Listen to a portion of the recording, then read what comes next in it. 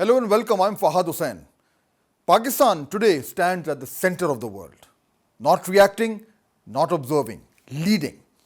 Because what we have just witnessed is not just a ceasefire. It is a global moment, a moment where the world stepped back from the edge. And the world knows exactly who made that happen, Pakistan. From Washington to Tehran to capitals across the globe, there is one acknowledgement. Pakistan brokered this ceasefire. And this was no small intervention because just hours before this breakthrough, the situation was spiraling. There were threats of strikes on civilian infrastructure, power plants, bridges, a path that would have taken this war into a completely different category. A far more dangerous one, but then Pakistan stepped in. Not publicly, but where it matters most, behind the scenes. Pakistan became the primary channel between the United States and Iran. Messages were carried, proposals were exchanged, and in the final hours, intense overnight diplomacy took place. A direct engagement between leadership on all sides, all coordinated through Pakistan. This is not routine diplomacy. This is high-stakes crisis management. And the result?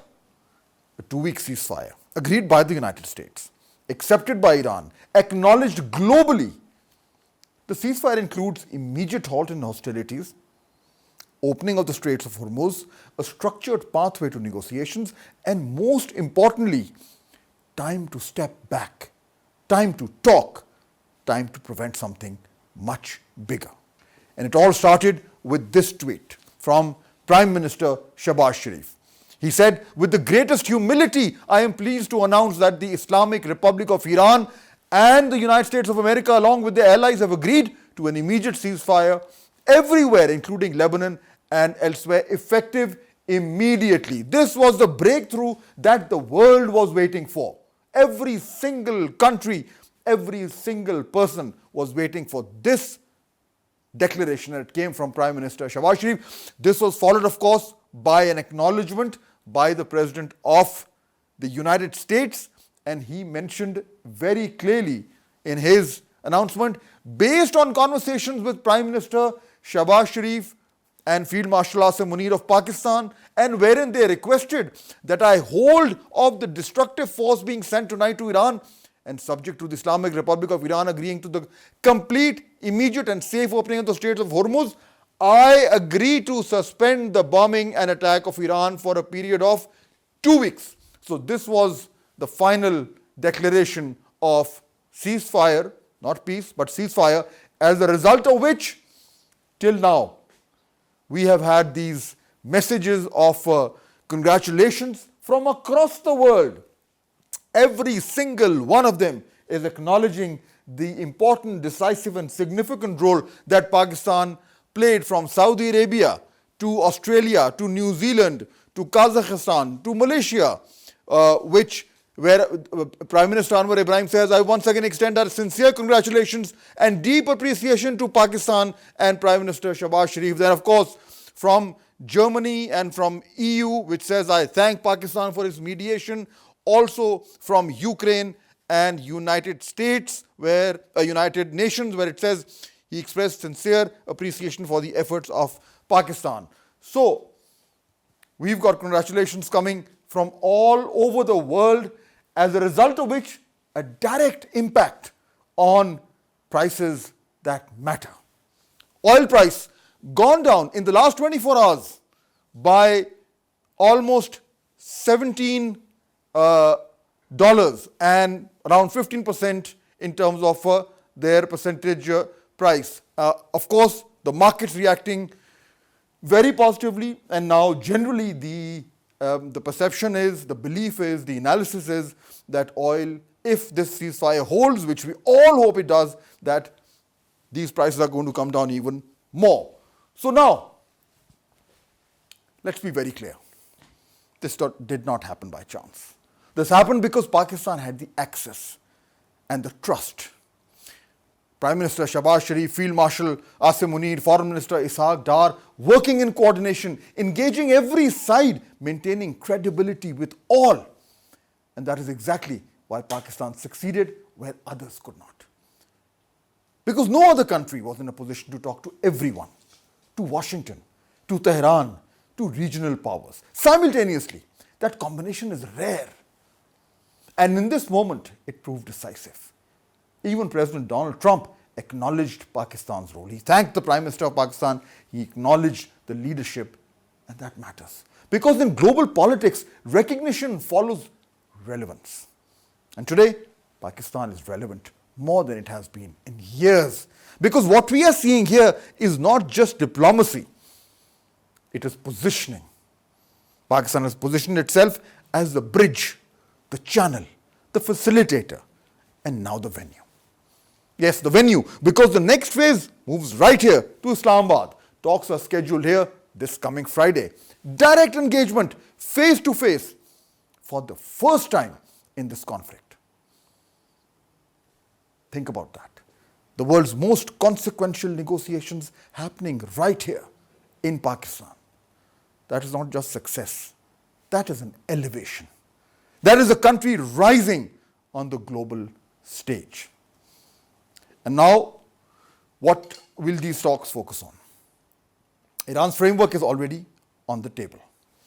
They have already given out their 10 points, many of which will now form part of the negotiations. The American president himself has referred to these 10 points, which means that this is where things are going to start. We don't know where they're going to end, but at least we have the first draft available, and many of these points have the potential of forging some sort of an important breakthrough in these negotiations. So we will be, of course, looking at what happens here. Of course, Iran will be looking for relief and sanctions, lots of guarantees, stability on this, and of course the Strait of Hormuz.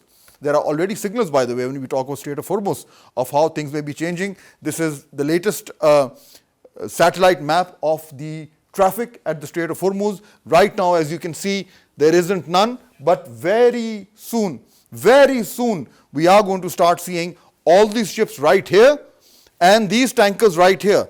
They are going to start moving through here, and hopefully, as we say, inshallah, this traffic will start and the world will slowly start to get back to normalcy. This is the momentum created by diplomacy and driven by Pakistan. So tonight, take a moment, because this moment has been earned.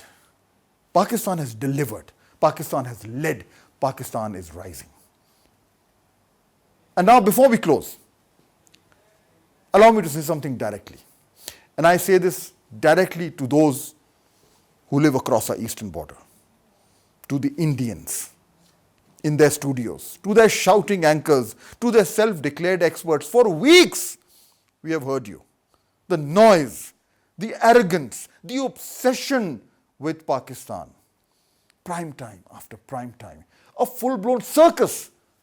And yes, let's just call it what it is. It is a circus, and these people in their studios are a bunch of clowns, shouting over each other, pretending to shape the world while the world moved on without you. Because when it mattered most, you guys were nowhere. Not at the table, not in the room, not even in the conversation. This was the biggest diplomatic moment in years, and India was irrelevant. Completely. All that noise, all that shouting, all that chest thumping, and when history was being written, you were not even in the footnotes. That is not just a failure. This is humiliation. Because while your studios were shouting, Pakistan was negotiating. While you were performing like clowns, Pakistan was delivering. And while you were obsessed with Pakistan, Pakistan was shaping the outcome. That is the difference. And here is the truth that you need to hear. Today, you are nowhere, and Pakistan is everywhere, on every table, in every conversation, at the center of the world.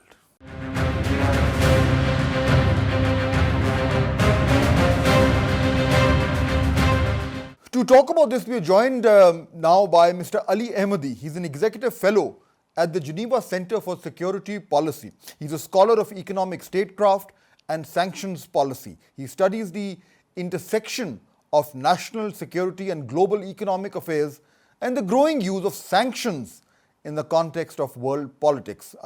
Mr. Ali Ahmadi currently works with think tanks and institutions around the world on sanctions and geo-economic related issues, including Gulf state analytics in Washington and Vocal Europe in Brussels. Mr. Ahmadi, welcome to the show. Thank you for having me. So obviously today is a very good day, a very huge, dangerous and escalating conflict has been stopped, even if it's for the time being. A ceasefire is in operation, and now it is confirmed that on Friday, representatives of the American and Iranian government are coming to Islamabad right here for talks. It's a big day for all countries involved, but especially, of course, as Pakistanis, we feel that it's a very big diplomatic success for us. So I want to start first with you sharing your opinion about how Pakistan has made all of this possible. Yeah, Pakistan was not the first choice in many ways for diplomatic dialogue, because there is traditionally, in decades past, Geneva, Vienna, then Oman was also part of the original JCPOA, the original Iran nuclear agreement. So the instinct was just to go back to those countries, but with Europe kind of fading in relevance with regards to this issue and becoming more aligned with the United States, Geneva and Vienna were no longer seen as necessarily appropriate venues, and Oman is, even to a maybe much smaller degree than others, involved in this conflict. And so Pakistan, a number of other countries stepped up, and it seems that the United States decided that Pakistan would be the right intermediary for them. Iran and Pakistan also, have maybe some competition on certain things, but also have a very deep civilizational connection. So it was also something that Iran could work with. And the Pakistani government did, I think, a very good job. A lot of these countries, when they first get involved, as we spoke before, is when they first get involved with trying to do this kind of mediation, there's a lot of learning that has to be done on the job. They don't perform very well at the beginning, and they stumble. If that happened in this case, then Pakistan managed to work through it very well, and their first attempt at a mediation at this level was very successful.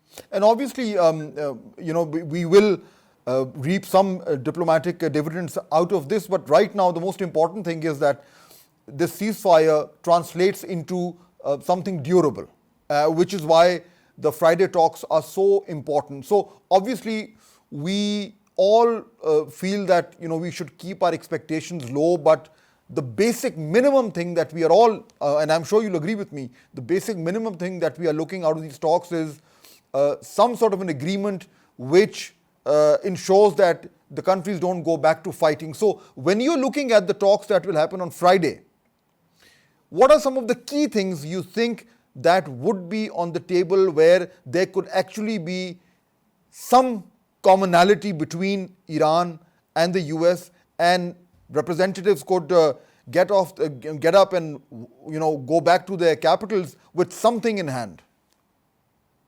I mean, I think the key issue here would be whether the United States is coming to the table with somewhat of a modified position compared to before. In the last round of talks before the war started, Iran made very deep concessions on a variety of things involving storage of uranium enrichment, a lot of concessions that it had not made in 2015. Representatives from the British government were there, and they were very happy. They were surprised that Iran was willing to go this far. Obviously, the mediators, the Omanis, went to the United States on the weekend before the war started. Praises about how possible a deal is here. So Iran has made very deep concessions, but it seems like the United States' approach beforehand was that they're not willing to accept any kind of uranium enrichment inside Iran, and they also want Iran's capacity to defend itself against foreign attack, meaning its missiles and its non-state allies in the region like Hezbollah, disassembled. If the United States comes back to the negotiating table with that same posture, then we're probably not getting anything. But we're all. I'm looking at the initial post that President Trump did earlier this morning, our time, in which he starts, of course, by saying that based on conversations with Prime Minister Shehbaz Sharif and Field Marshal Asim Munir of Pakistan, and wherein they requested that I hold off the destructive force being sent tonight to Iran, and subject to the Islamic Republic of Iran agreeing to the complete, immediate and safe opening of the straits, I agree to suspend the bombing and attack of Iran. Now then later on, Mr. Ahmadi goes on to say, we received a 10-point proposal from Iran and believe it is a workable basis on which to negotiate. So, Yes. based on what you and I are talking about, I have this 10-point proposal in front of me. And it says a lot of things, obviously, which Iran wants. And if the US president is saying that that's a good basis, that means that the Americans are now willing far more to accommodate Iranian demands than they were, say, before they launched the attack. And that is what President Trump said yesterday. And we hope that it will be what President Trump says on Friday, because there have been various points throughout these negotiations, both this time and the previous rounds of negotiations before the 12-day war in the spring, where President Trump was asked, would you be comfortable with a nuclear deal that doesn't involve missiles and Iran's non-state allies? And he said, yes, I would be. And there were times when Iran came to the negotiating table with offers of, radically reducing the level of enrichment and having IAEA oversight, but still enriching domestically. And the Americans expressed a willingness to discuss a nuclear deal in that framework. So we have a very mercurial president, and there is a lot of pressure on him from both hawks in Washington and from Israel to change his mind about these things. And so there is already some indication that the Americans saying, well, our preference is that Iran not have any enrichment. I don't know if that's going to be a negotiating position come Friday, how seriously to take some of these sort of talks in Washington from earlier today. So the key is, when we sit down, what is the position they're going to be? And of course, the old saying, Mr. Ahmadi, which I'm sure you've heard, that, you can't get on the negotiating table which you couldn't get on the battlefield. So I think that will apply very much here. But, if I look at the 10 points, 4 points stand out where perhaps there could be some discussion. One, of course, is point number 2, Iran's continued control of the Straits of Hormuz. Then next point is Iran's uranium enrichment right should be accepted. And number 4 and 5 are lifting of all primary and secondary sanctions. You, of course, have done so much work on sanctions. So let's talk about that. Do you see major relief for Iran when it comes to these primary and secondary sanctions? So just to clarify, the primary sanctions refers to the prohibitions on American firms working with Iran. The secondary sanctions mainly refer to all firms around the world, and the U.S. targeting essentially firms from anywhere in the world for working with Iran. So when there's fines imposed against Pakistani companies, Indian companies, European companies for working with Iran, those are a result of secondary sanctions. In the nuclear agreement from 2015, which Trump put the U.S. out of in 2018, only the secondary sanctions were lifted. The primary sanctions, the American sanctions, were not. Now, one of the things that President Trump complained about when he was leaving the initial nuclear deal from 2015 was that it gives European companies an upper hand because American companies can't do business with Iran, but the Europeans can. So Iran has said, listen, we're willing to work with American companies. And Iran historically has been. The reason the countries have no economic relations at all is because of American sanctions, not Iranian sanctions.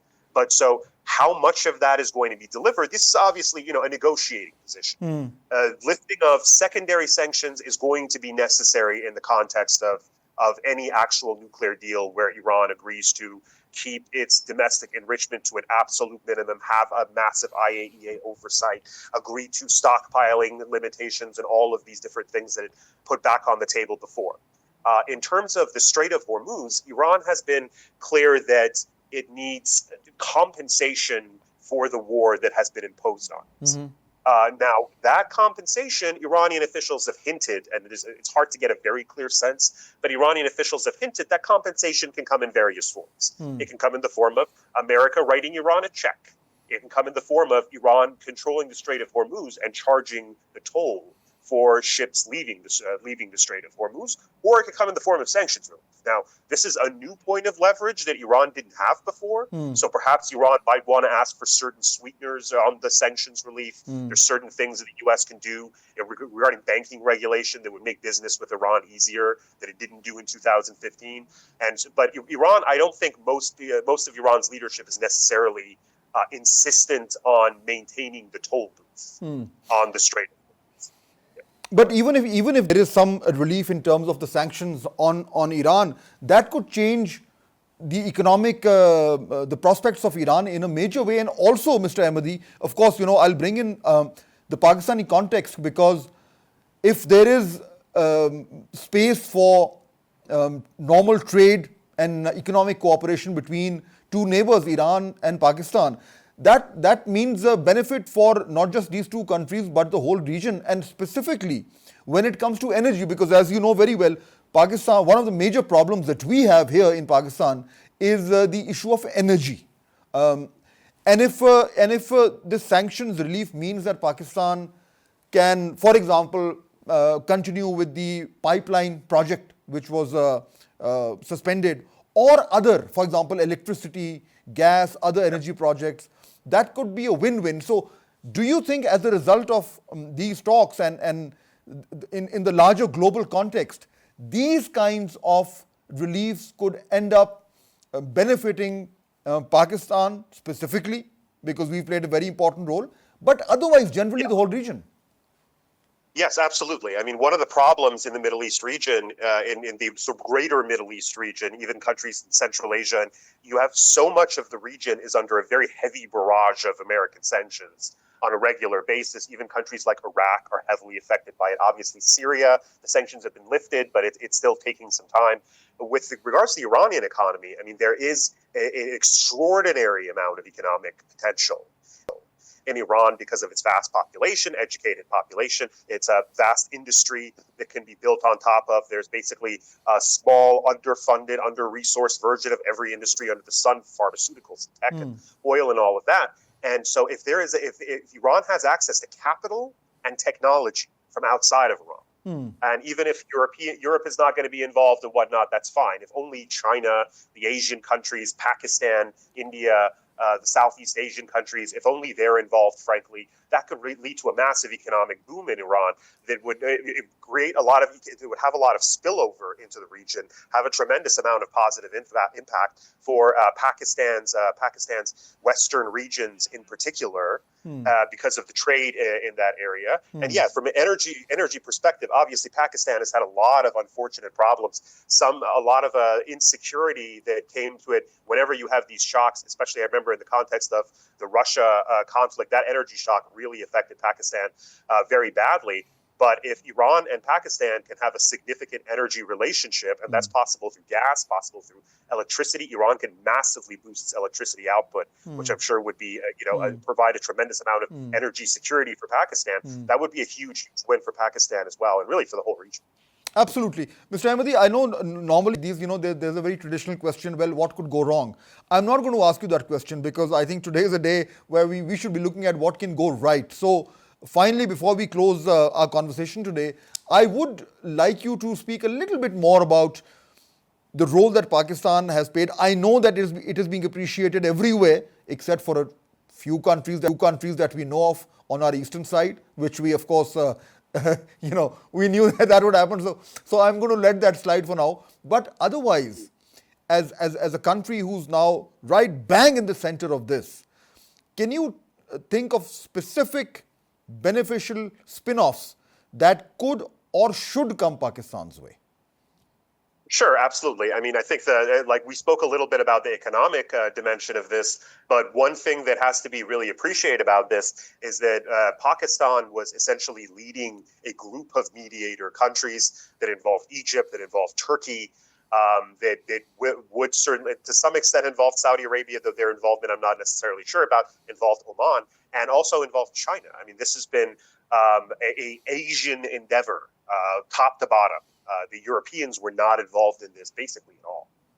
This is going to be an entirely Asian product, which speaks volumes for the possible benefits of a new Asian century, of a century where Asian countries have developed, an economic and security architecture that gives us security and gives us certainty in our economic relations. That would be a huge boon to the entire region and to all of Asia. A real integration from a security and economic standpoint would have tremendous benefits for the continent.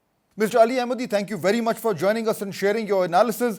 We will take a short break, but when we come back, how is the government preparing for the big day on Friday? A state minister joins us right after this break.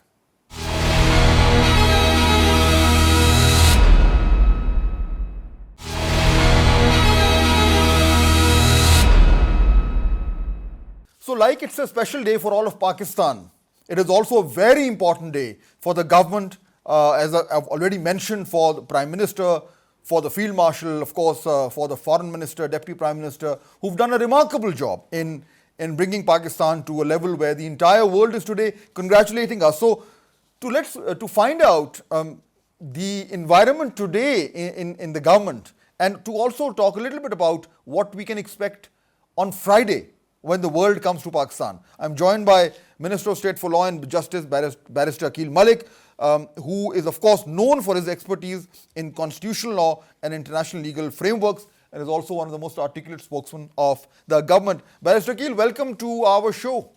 Thank you. Thank you very much, Fahd Saab. Thank you for having me, and it's a pleasure to be on your show. Thank you. So, of course, as I was saying, today feels good to be a Pakistani. Everywhere we are either celebrating or receiving congratulations. What is the environment in Islamabad inside the red zone in the corridors of power? Tell us a little bit about the mood there. Bismillah ar-Rahman ar-Rahim. Thank you very much for having me. Indeed, it is a momentous day today for every Pakistani, wherever he or she may be. And I say this with a lot of pride, but yet with a lot of humility as a Pakistani. And of course, having witnessed, history in the making since yesterday or the wee hours of this morning, we've seen literally that Pakistan has turned the tide in achieving peace, at least for this ceasefire for about 2 weeks, and then these talks taking place later in Islamabad, of course. Being part of this, it's truly amazing, I must say, and really witnessing it firsthand as part of the federal government, as a cabinet member myself. Just this morning, I'd like to share, a little bit with all your viewers as well, and with you. The moment that the Prime Minister walked into the room, we all stood up and we gave him a huge round of applause, not just to him, but to Field Marshal Sayyid Asim Munir Sahab as well, to the Deputy Prime Minister, who's also the Foreign Minister, Sahab as well. And we were just, lit with joy and just, we were happy. We were happy to be Pakistanis. We were happy to be, part of the government, and also happy to have literally brought peace to the entire world, not just to this region, but to the entire world. And this will definitely, go down really well in the books of history, because obviously the entire world is congratulating us, and the entire world is congratulating and recognizing the pivotal role that Pakistan has played, along with other friendly and brotherly countries as well. Of course, but truly, Pakistan took the lead on this, and we were obviously, when it at some moments it did feel like this might not be possible, but Alhamdulillah, it all came together, and thankfully, yes, diplomacy and dialogue. It worked out. Yeah, absolutely. I think, we know that it worked out for the world, but it also worked out for us. You referred to the cabinet meeting, and we've, of course, seen and read the Prime Minister's formal remarks. But when you were saying that when he entered and everybody stood up and gave him a standing ovation, what was the reaction, and what was he saying to all of you? Well, knowing the Prime Minister, of course, he reiterating that we need to show more humility, and we need to thank Allah subhanahu wa ta'ala for this. And of course, the coordination or the lead that was taken from both the military as well as the civilian leadership. And really, he was, of course, recognizing the efforts played by the entire team and thanking them as well. And of course, that we should thank Allah Almighty for this great success. And he also reiterated never in his life, and from the historical perspective as well, he has seen something like this. So Alhamdulillah, we've been very, very fortunate to have been part of this Absolutely. momentum, Absolutely. and event or celebrations or whatever you want to call that. So. Exactly, and I think I've been saying, Barrister Keel, I've been saying that this is to quote another famous saying from many decades back, that this is Pakistan's finest hour. I don't recall Indeed. a moment like this, and I think we should really celebrate it because we've deserved it, and I think Pakistanis across the world today are feeling proud to carry the green passport today. So absolutely, I think it's a great achievement, but clearly there is much more work to be done. Absolutely. And Friday is the key day when the negotiators, key officials, senior officials from Iran and from United States and many other countries will be converging onto Islamabad, hoping that we can find some breakthrough. So how is Friday looking like? What are we planning? How are we organizing? What's happening to prepare for this huge, huge day coming? Look, Fahd, we'd already started the preps, of course, in anticipation that if, inshallah, why not? We were trying really hard for the ceasefire and really taking the lead on this. So we had already started our initial preps. And of course, on the 9th, which is tomorrow, and the day after, 2 big days, we've already taken certain protective necessary measures in terms of declaring it a local holiday, and a holiday for the federal as well as the local government. Of course, we need to ensure that security is of utmost importance for all our guests, for both the parties that are coming. And of course, we've taken these measures in view of that. The stage is set. Islamabad is ready to host another yet very meaningful and constructive event for world peace to prevail and sustain as well, of course. So since the last foreign ministers meeting, and you witnessed that yourself, and you've been covering many of these high-level events, but nothing like this, because this is going to be huge. Absolutely. So we're going to be having negotiators, the mediators are going to be there, the leaders or the leadership from both sides are going to be there. The Pakistani leadership is going to be there, and inshallah, with the points that have been discussed already, the ones that have been agreed upon, of course, there needs to be a few tweaks and jotting them down and really agreeing on each of that point. Exactly, because we want to ensure that this has to be a sustainable and a lasting ceasefire, not just for this 2-week period, but it has to go on beyond that. Absolutely. As well. I think there is no doubt that the eyes of the entire world are going to be on Islamabad this Friday. Finally, final question, Barrister Keel. We know that it has been officially confirmed that both Iran and the US representatives are coming to Islamabad, but any confirmations in terms of who is going to be leading those delegations? I think I'll abstain from answering that question in very directly. And the reason is, of course, there's been a lot of speculation whether this person from Iran is coming or that person from the US is coming. But I think whoever comes, we need to understand and we need to realize that A, it's very sensitive, and B, whoever will be coming will actually be coming with that authority to solidify that agreement and to sign off that Islamabad Accord or the peace treaty or whatever name you might want to give it. But I think let's not get into the names as long as the peace treaty or the peace deal or the ceasefire translates into a substantial, constructive and a solid document that is then not just a document but something that is really committed to by both the sides, is something that we would want to see coming out of Islamabad Accord and Islamabad agreement. Barrister Akil Malik, thank you very much for joining us today. indeed Thank a you. very big day which is approaching. We all hope that the best possible outcome will be achieved on Friday. We'll take a short break. When we come back, much more to come. Two very knowledgeable journalists join us here and tell us how Pakistan actually managed this huge diplomatic success right after this break.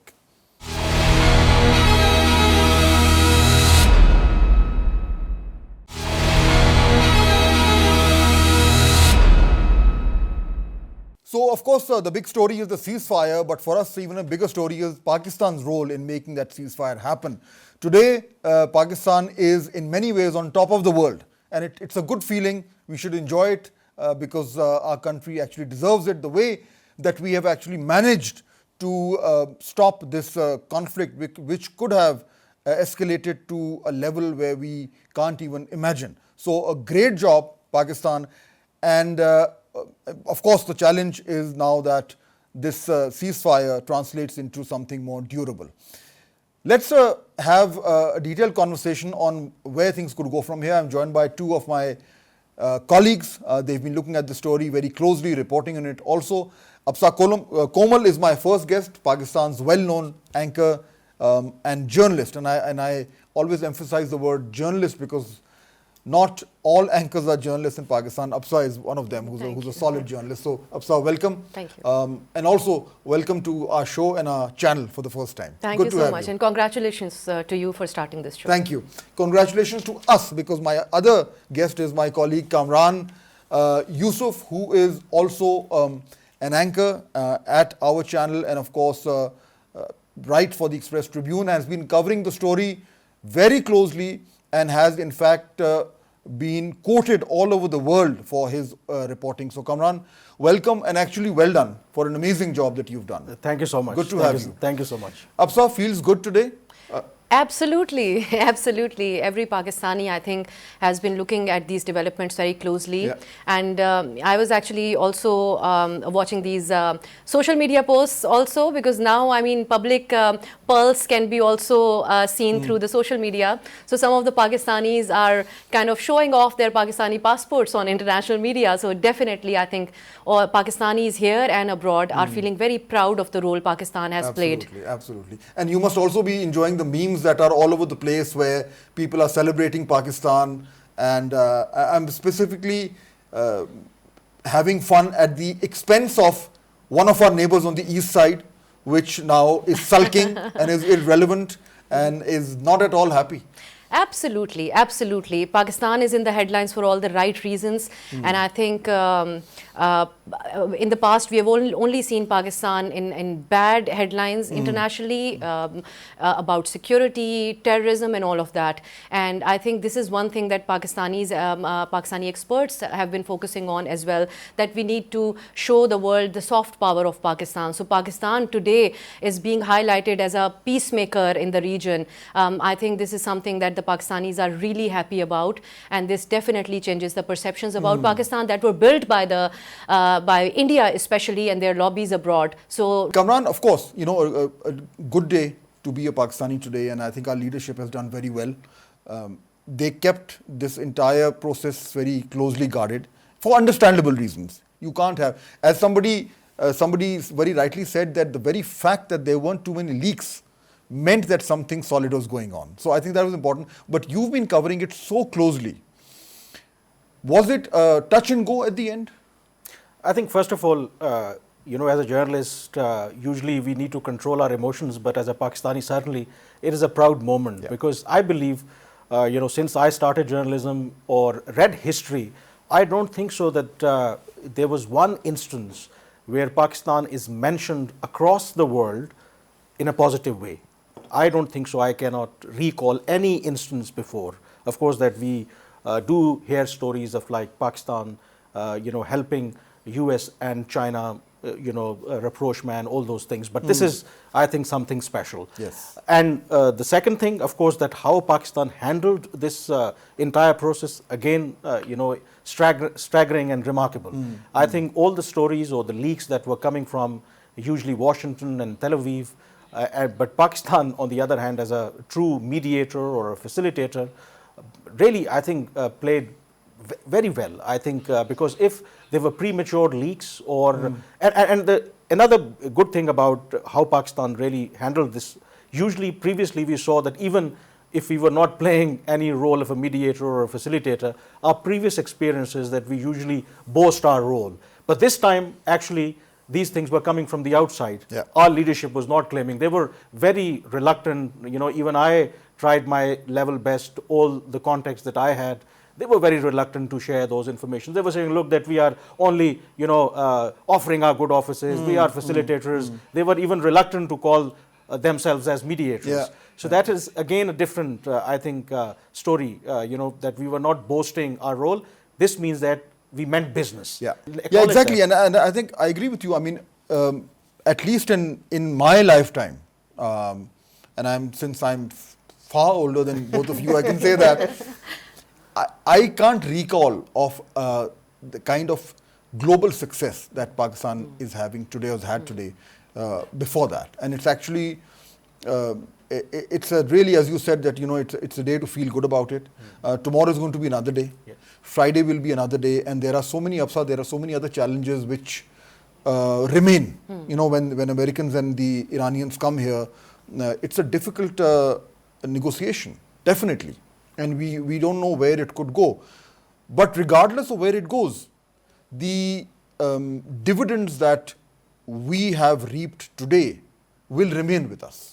Absolutely, absolutely. I think that is the maximum Pakistan could do as a responsible country in the region, and we have done it. Now, whatever happens in the future, because there are spoilers, Yes. Israel has already started attacking Iran and Lebanon. Also, Lebanon was part of the ceasefire as well. And now Netanyahu is also saying that he does not agree with the terms. I mean, in a way, he's saying that he does not agree with the terms. So we do not have an official statement from Tel Aviv of how they're looking at it. There were news by the American media that till last moment Netanyahu had been pressurizing Trump to keep this war and not go for a ceasefire. So I think that is one thing, but this is the maximum Pakistan could do as a very responsible country. I'm Fahd also looking at it as a domestic in a domestic context. Which is that we have only discussed in my lifetime, again now I would say, Pakistani civil and military relations, we only have been discussing it in terms of their differences when it comes Yes. to foreign policy and other national policies. So this time it is a great combination of Field Marshal Asim Munir and the Prime Minister Shehbaz Sharif, and Shehbaz Sharif's team again, Foreign Minister Ishaq Dar, Pakistan's Foreign Secretary, who's played a very important That's a role. very good point. So I think this is overall a great team which kept this all the negotiations and everything discreet and did not overestimate the role Pakistan was playing, and it was done very gracefully. Just yesterday when Prime Minister issued the statement, it looked like a very synchronized statement when right after that White House issues a statement and then Iran also kind of welcomes Pakistan's Very maturely position. done. Yes, it's very maturely and gracefully done. Yes. Foreign relations, and we did actually. We had to really tread a tight rope. In fact, Kamran, I was just thinking of a movie, and we've all seen that, Mission Impossible.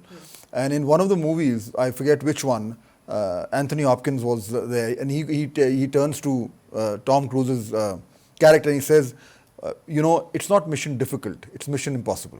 So this was mission difficult, bordering on mission impossible. And three people were leading it, as Absa correctly said, the Prime Minister, the Field Marshal and the Foreign Minister. And we were seeing their roles through the information that was coming out. How would you describe how they synchronized their movements, as Absa very correctly said?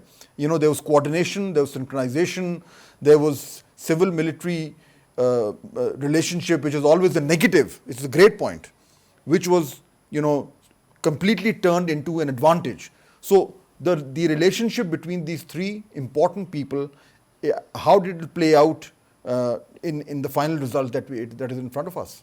Well, first of all, I think you gave a reference of a movie.